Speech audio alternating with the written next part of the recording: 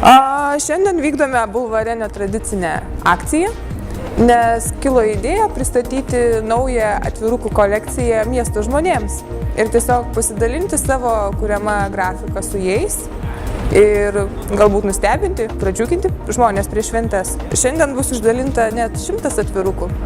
Pasirinkau tokį skaičių tiesiog simboliškai, apvalų, o iš tikrųjų manau, kad menininkai turėtų būti aktyvūs, nenustygstantis vietoje ir tokiomis akcijomis dalinti savo kūrybą su kitais, eksperimentuoti. Džiaugiuosi tuo, ką darau ir yra smagu dalintis.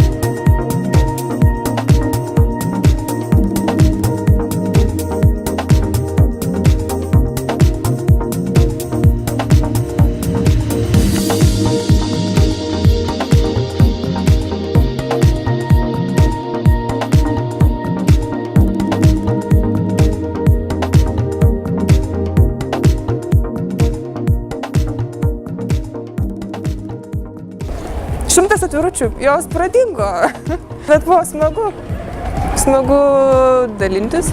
Reakcijų buvo įvairių, bet daugiau optimistinių.